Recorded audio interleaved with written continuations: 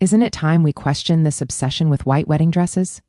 Today, the white wedding dress is presented as something almost natural, as if it has always been a universal symbol of love, marriage, and femininity. But it hasn't. The white wedding dress as we know it today is not an ancient tradition shared by all cultures, but a relatively recent Western custom that spread after Queen Victoria's wedding in 1840. What gave the white wedding dress its meaning was not just fashion. In the Western context, Christian values and church imposed ideas of purity, innocence, and female morality shaped how white became associated with the ideal bride. Over time, the dress stopped being just clothing and became a symbol of expectations placed on women, especially the idea that a woman's value is connected to her sexual past and how pure she appears on her wedding day. The irony is that many people today who reject traditional gender roles still accept this symbol without question. Of course, everyone has the right to wear what they want, but the real question is, are we choosing it because it represents us or because we were taught it is the correct way a bride should look?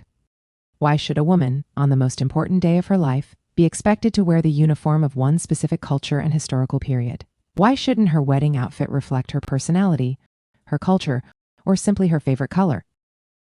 Muslim women in Western countries often interact with this symbol. In Islam, there is no idea that a wedding dress should represent a woman's virginity. A person's worth is not meant to be reduced to a visible symbol or a color of fabric. Instead, the focus is placed on character, intention, and faith. In Islam, we have the saying, good women are for good men and bad women are for bad men. Moral compatibility matters more than public symbols of purity.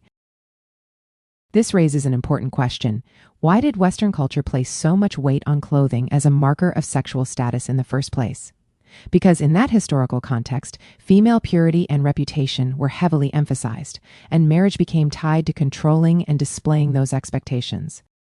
The white dress became part of that system. Meanwhile, Western Muslim women, like women from non-Western countries, have their own rich traditions of wedding clothing. These outfits are frequently colorful, detailed, and connected to heritage, family, and identity. Yet in the West, the white dress is presented as more modern, more elegant, or simply the default image of a bride. So why does one cultural symbol become the global standard while others are treated as weird? The issue is not a woman choosing to wear white. The issue is the assumption that this one tradition defines what a bride is supposed to look like everywhere in the world, or that this tradition is superior and that there's place for others in the West as long as the majority is white. See what I did there? White. A wedding should be personal. It should not be a performance of inherited expectations or a repetition of a single cultural narrative. The real question is not, why not wear white? The real question is, why do we assume there is only one correct way to be a bride at all? And can grooms please stop wearing this? They look like waiters.